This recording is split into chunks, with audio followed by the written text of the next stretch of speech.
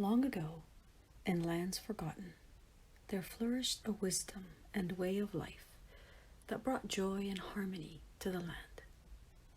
All was in communion with the divine. All were in communion with the self.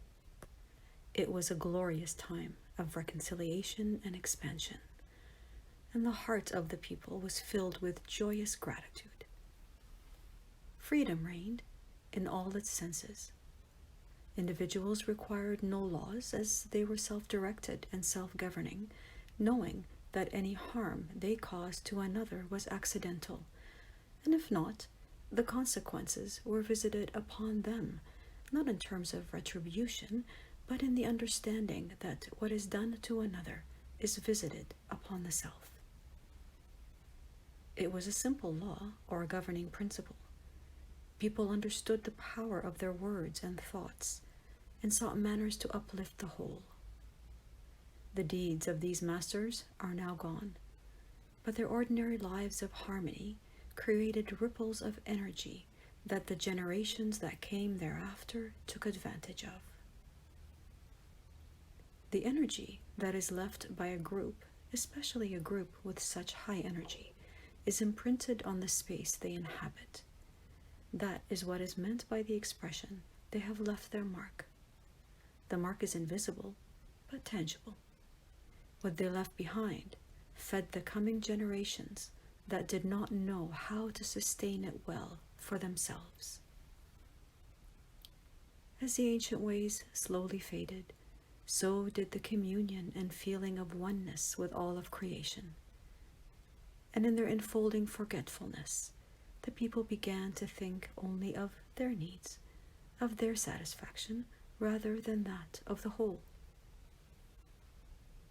As they cut themselves off from the whole, they dismembered the society and the body of God that it comprised, for it was the body of God. They did not understand this.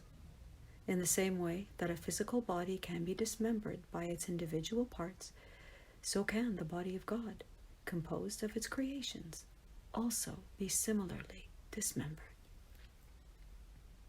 It was a painful process, but one allowed to happen, for the wisdom understands cycles, rhythms, expansion and contraction, dispersion and cohesion.